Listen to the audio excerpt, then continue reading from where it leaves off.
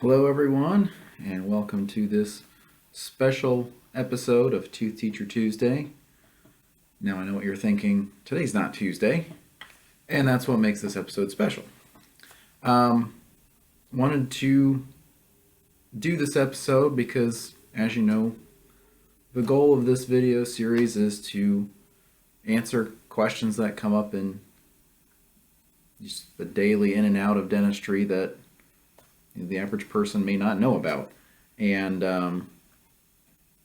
also just to keep folks addressed as far as current issues going on in dentistry. And so, what brought about this episode was the 10,000-pound bombshell that dropped a week ago, which some of you may have heard about, which was that the ADA, the American Dental Association, put out a statement saying that they no longer recommend using the protective lead aprons when having dental x-rays done, which has turned everything we know on our heads, not just for patients, but for us in dentistry too, because it just kind of came out of nowhere.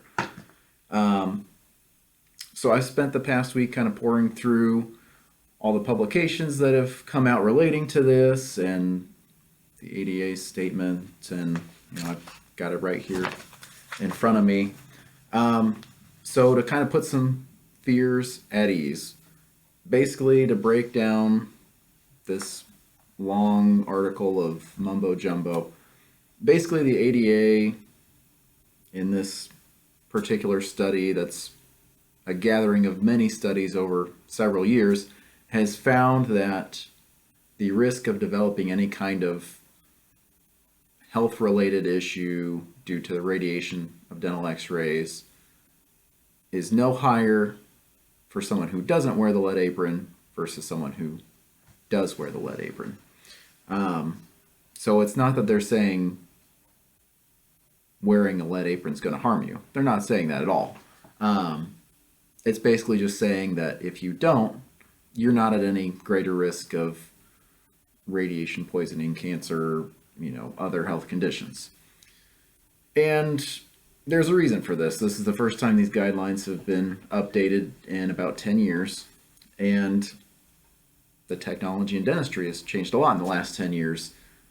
One of the biggest being that with the advent of digital x-rays versus the old film x-rays, it takes significantly less radiation to obtain our x-rays. So much so that it's such a small amount of radiation that it's really no different than the radiation that you and I are exposed to when we step outside in the sun and go about our daily business. And that's essentially why they're saying the lead apron is no longer necessary, is because the radiation is reduced so much. Now, that's just a guideline and a recommendation. Doesn't mean that I or any other dentist has to follow that. And as a matter of fact, it ultimately still comes down to individual states that may still mandate that. As of this recording, I've kind of been waiting to see if the Indiana Dental Association comments on this in any way. So far, haven't heard anything. So until we hear otherwise, it's safe to assume that, at least in the state of Indiana, lead apron is still required. But even if Indiana and other states come out and agree with what the ADA says, still doesn't mean that you are going to just not have the option of having a lead apron. I still plan on offering it to all my patients just because, truthfully, there's no harm in wearing it. It's just kind of one of those things that's we found is no longer necessary. And, kind of another point that this article makes is that, in theory, the lead apron, because of the way it wraps around the neck and chest area, sometimes can interfere with x-rays, that it covers up part of the x-ray and then you have to retake the x-ray. And it argues that at that point, if you have to keep retaking x-rays, you're actually exposing people to more radiation.